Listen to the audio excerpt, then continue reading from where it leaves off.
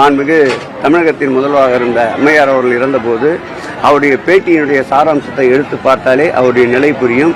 ஆகவே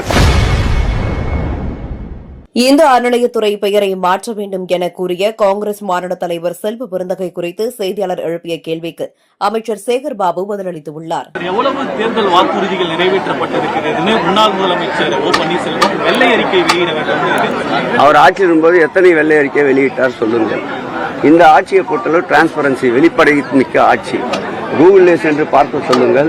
இந்த ஆட்சி ஏற்பட்ட பிறகு அறிவித்த அறிவிப்புகளிலே எத்தனை சதவீதம் நிறைவேற்றப்பட்டிருக்கின்றது, அதனால் எத்தனை லட்சம் மக்கள் பயன்பெற்றிருக்கின்றார்கள், அறிவிக்கப்படாத அறிவிப்புகளால் எத்தனை கோடி மக்கள் பயன்பெற்றிருக்கின்றார்கள் என்பதை அவர் கேட்டு தெரிந்து கொண்டு அதன் பிறகு பத்திரிகையாளரை சந்தித்தார். சார், இந்த ஆட்சியில் கஞ்சா சாக்லேட் அதெல்லாம் அதிகம் சிவி சண்முகம் சொல்லியிருக்காரு சார், முன்னாள் அமைச்சர் சொல்லியிருக்காரு. அவர் இரவு நேரங்களில் பேட்டி கொடுத்தா எப்படி கொடுத்தாருன்னு கடந்த காலங்களில் நீங்கள் நன்றாக அறிவீர்கள். மாண்புமிகு தமிழகத்தின் முதல்வராக இருந்த அம்மையார் அவர்கள் இறந்தபோது அவருடைய பேட்டியினுடைய சாராம்சத்தை எடுத்து பார்த்தாலே அவருடைய நிலை புரியும். ஆகவே பாம்பின் கால் பாம்பறியும்.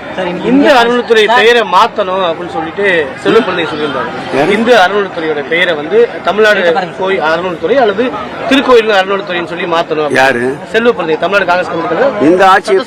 இந்த ஆட்சியை பொறுத்தளவில் அறிவுரைகள், குறைகள் எது வந்தாலும் அலசி ஆராயப்படும். வாய்ப்பு இருந்தால் அதற்கேற்றாற்போல் மாண்புமிகு தமிழக முதல்வர்கள் முடிவெடுப்பார்கள். செய்திகளை உள்ளது உள்ளபடி தெரிந்து கொள்ள ரெஃப்ளெக்ட் நியூஸை சப்ஸ்கிரைப் பண்ணுங்க.